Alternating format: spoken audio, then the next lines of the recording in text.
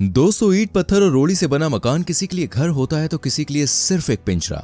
आज हम एक ऐसे ही चोर की कहानी आपको दिखाने वाले हैं जिसके लिए पेंट हाउस घर नहीं बल्कि दोस्तों सिर्फ एक पिंजरा बन के रह गया, जिससे निकलने के लिए उसे वो सब करना पड़ा जो एक इंसान अपने सपने में भी ना करना चाहे। तो दोस्तों, कहानी शुरू होती है और हमें एक बहुत ही शानदार लाजवाब पेंट हाउस नजर आता है। सीन शिफ्ट होता है और नेमो नाम का एक चोर पेंट हाउस में पेंटिंग चुराने के लिए घुस जाता है। ये पेंट हाउस दोस्तों बहुत ही सिक्योर था। इसके अंदर जाने के लिए नेमो बाहर लगी टेम्परेचर रेंडम मशीन में एक कोड डालता है, जिसके बाद उसके पास सिर्फ 7 मिनट होते हैं जिसमें वो चोरी को अंजाम दे सकता है। अब नेमो घर के अंदर घुसता है और सभी पेंटिंग्स को चुराने लगता है, लेकिन यहाँ रेमो को वो पेंटिंग नहीं मिलती जो सबसे महंगी थी और जिसे लेने के लिए उसके साथियों ने उसे वहां पर भेजा था। इधर टाइम भी खत्म हो रहा था तो रेमो कहता है कि मुझे उस पेंटिंग को ढूंढने के लिए और टाइम चाहिए, इसलिए वो जाता है और टेम्परेचर रेंडर मशीन में दोबारा से कोड डालता है। इस बार मशीन से एक अलार्म बजता है और पूरा घर लॉक हो जाता है। ये अलार्म इतना तेज था कि नेमो इसकी आवाज से परेशान हो रहा था। वो चिढ़ रहा था, इसलिए वो इस अलार्म को बंद करने के चक्कर में रेंडर मशीन को ही तोड़ डालता है।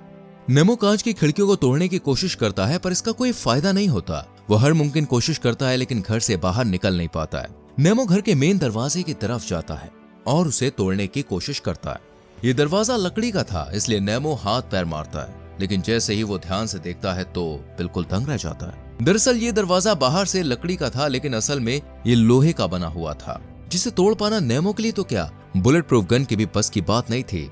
अब नेमो को प्यास लगती है, इसलिए वो किचन में जाता है और पानी पीने लगता है। यहाँ पर नेमो देखता है कि घर में पानी भी खत्म होने वाला है और फ्रिज में खाने पीने के लिए थोड़ा सा ही सामान है।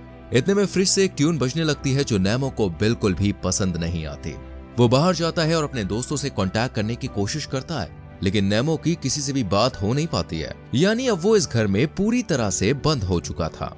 धीरे धीरे नेमो फ्रिज में से खाना खाने लगता है और पानी भी यूज करता है। पेट पूजा करने के बाद नेमो टीवी ऑन करता है तो उसे बिल्डिंग के सामने कैमरास का सीसीटीवी फुटेज नजर आता है। ऐसे ही उसे नींद भी आ जाती है और नेमो सो जाता है। अगली सुबह नेमो थोड़े से पानी से खुद को साफ करता है। वो घर में पड़ी चीजों को देखता है। यहाँ उसे पता चलता है कि घर में मौजूद कोई भी फोन काम नहीं कर रहा है। घर घूमते हुए नेमो को घर के बीच एक स्काई लाइट नजर आती है और वो समझ जाता है कि अब मैं यहीं से बाहर जा सकता हूँ। नेमो स्काई लाइट तक पहुँचने के लिए घर की चीजों को सेंटर में इकट्ठा करना शुरू कर देता है। तभी नेमो को प्यास लगती है, पर अब पानी खत्म हो चुका था। बहुत ढूंढने के बाद नेमो को फिश टैंक की लाइन मिलती है, पर फिश टैंक का पानी पीने लायक नहीं था।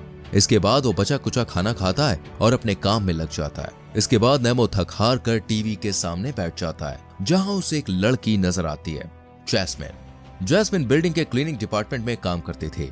अगली सुबह नेमो देखता है कि किचन में कुत्तों का खाना रखा है जो खाने के काम आ सकता है। इधर फिश टैंक से भी डेली सुबह कुछ देर के लिए पानी आता था। इससे नेमो काफी खुश हो जाता था। अब नेमो घर का फर्नीचर तोड़ता है और स्काई लाइट तक पहुंच जाता है। यहाँ नेमो नोटिस करता है कि अगर मुझे बाहर जाना है तो इस कांच को हटाना होगा, जो बहुत मुश्किल टास्क था। तभी वो नीचे उतरता है। यहाँ जैस्मिन उसे पेंट हाउस के बाहर सफाई करती हुई नजर आती है। नेमो फौरन ही दरवाजे के पास जाता है और जोर जोर से चिल्लाता है, लेकिन जैस्मिन को उसकी आवाज सुनाई नहीं देती है और वो वहां से चली जाती है। ये देखकर नेमो बहुत गुस्सा होता है। काफी दिन बाद घर की टेम्परेचर मशीन का टेम्परेचर अपने आप हॉट से कोल्ड हो जाता है, जो नेमो को काफी रिलैक्स फील करवाता है। नेमो को घर में एक पेंटिंग नजर आती है जिसमें बहुत सारे लोग एक प्लेन में जाने के लिए इंतजार कर रहे थे। समय बीतता रहता है और नेमो घर से बाहर निकलने की कोशिशों में लगी रहती है। अब वो फिश टैंक से आने वाले पानी को अपने लिए स्टोर कर लेता है और कुत्तों के खाने को खाकर अपना काम चलाता है। अब वो घर में रखे एक वास को तोड़ता है और अपने लिए एक चश्मा बनाता है, ताकि स्काई लाइट की लकड़ी तोड़ते समय उसकी आंखों को कोई परेशानी ना हो।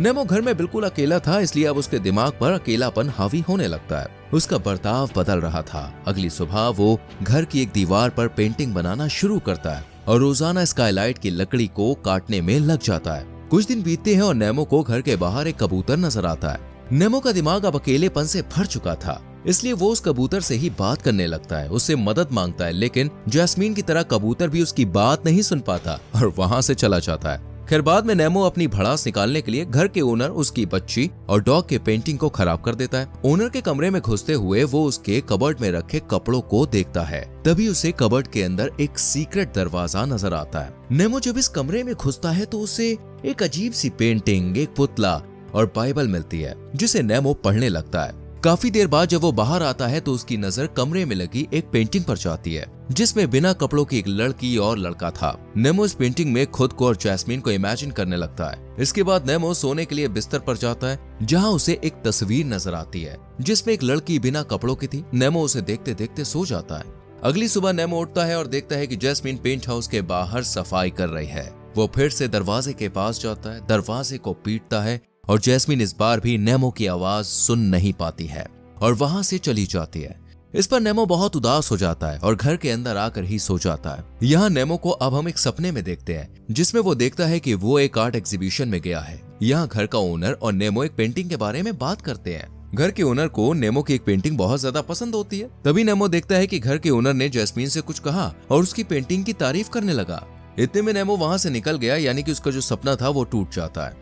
नेमो की आंख खुलती है और वो स्काईलाइट की लकड़ी में लगे स्क्रूज को निकालने में लग जाता है, लेकिन ये काम काफी मुश्किल था इसलिए उसे अभी और टाइम लगने वाला था। अब नेमो को भूख लगती है लेकिन घर में खाना खत्म हो चुका था, इसलिए वो फिश पॉट से मछलियों को निकालता है और मार कर पका कर खा जाता है। इसी के साथ नेमो अपनी अधूरी पेंटिंग को भी पूरा करता रहता है। अब नेमो का डेली रूटीन काफी कॉमन हो गया था। वो उठता है, दीवार की पेंटिंग करता है और स्क्रू निकालने में लग जाता है। नेमो अब रोजाना कुत्ते का खाना खाना शुरू कर देता है, जिस वजह से उसकी हरकतें भी अब थोड़ी थोड़ी कुत्तों जैसी हो जाती है। एक दिन नेमो घर की एक पेंटिंग को तोड़ देता है और उसकी मदद से स्काईलाइट में लगे स्क्रू को निकालने लगता है, पर यह काम करते हुए उसका ध्यान भटकता है और एकदम से वो नीचे गिर पड़ता है, जिस वजह से उसके पैर में चोट लग जाती है। अब आता है न्यू ईयर। ये न्यू ईयर नेमो के लिए बहुत अलग था, लेकिन वो अकेले ही घर के अंदर न्यू ईयर को एंजॉय करता है। यही उसके ख्याल में जैस्मिन होती है और हम देखते हैं कि वो घर के अंदर आ चुकी है और नेमो के एकदम करीब है, लेकिन वो उसे किस नहीं करती। ये बिल्कुल उस पेंटिंग की तरह था जो नेमो ने कुछ टाइम पहले देखी थी, लेकिन तभी ये सपना टूट जाता है। जी हाँ, असल में दोस्तों ये नेमो का ख्याल था। जैस्मीन तो कभी घर के अंदर आई ही नहीं, वो अभी घर में अकेला ही है। अगली सुबह जब उसकी आंख खुलती है तो वो अपने पैर पर पट्टी बांधता है। तभी उसके दांत में बहुत तेज दर्द होने लगता है, जिसे नेमो निकालने ही वाला था। तभी वो देखता है कि घर के ओनर ने उसे जोर से धक्का दिया और उसका सर जमीन से लगा है, जिस वजह से वो घायल हो गया। नेमो को बहुत तकलीफ होती है, लेकिन तभी उसे घर के ऊपर लगा फायर सेंसर नजर आता है। नेमो फौरन उठता है और एक मैग्नीफाइंग ग्लास से घर से आ रही धूप की मदद से डस्टबिन में रखे कुछ पेपर्स को जला देता है। इसके बाद वो एक मशाल बनाता है, उसे जलाता है और मशाल की मदद से घर में लगे फायर सेंसर को एक्टिवेट कर देता है। लेकिन इससे पूरे घर में पानी गिरना शुरू हो जाता है। वो कैमरा देखने के लिए टीवी के सामने जाता है, लेकिन पानी टीवी के ऊपर भी गिरा था। इस वजह से टीवी भी खराब हो जाती है और नेमो घर के बाहर का नजारा भी नहीं देख पाता है। ये देखकर नेमो की हालत खराब हो जाती है और पूरा घर भी पानी पानी ही हो जाता है। नेमो को बहुत गुस्सा आता है, पर वो कुछ कर नहीं सकता था। बाहर भी किसी को पता नहीं चलता है कि अंदर क्या चल रहा है। नेमो एक कोने में बैठ जाता है और कुछ घंटों के बाद पानी गिरना बंद हो जाता है। अगले दिन नेमो घर में पड़े पड़े बाइबल पढ़ता है, जिसमें उसे अपनी गलतियों का एहसास होने लगता है। वो समझ जाता है कि मैंने कहां और क्या क्या गलतियां की हैं, लेकिन अब वो कोई गलती नहीं करना चाहता था, इसलिए वो स्काईलाइट को खोलने में लगा रहता है। कुछ दिन बाद हम देखते हैं कि नेमो ने स्काईलाइट के 12 स्क्रू निकाल लिए हैं। इधर उसने दीवार पर जो पेंटिंग बनानी शुरू की थी ना, वो भी अब पूरी हो चुकी है। इसके बाद नेमो अपनी स्कूल की एक कहानी को दीवार पर लिखता है, साथ ही घर के ओनर के लिए एक छोटा सा मैसेज भी लिखता है। मैसेज में नेमो लिखता है कि ये तुम्हारे लिए घर होगा, लेकिन मेरे लिए ये सिर्फ एक पिंजरा है, सिर्फ एक पिंजरा जहां मैं कैद रहा। घर को तबाह करने के लिए माफी चाहूंगा, लेकिन ये सब मैंने जानबूझकर नहीं किया। लेकिन किसी भी चीज को दोबारा बनाने के लिए बहुत जरूरी है कि पहले उसे तबाह किया जाए। उसके बाद नेमो ये भी लिखता है कि उसने घर के ओनर के लिए कौन कौन सी पेंटिंग्स छोड़ी है और कौन कौन सी गायब होने वाली है।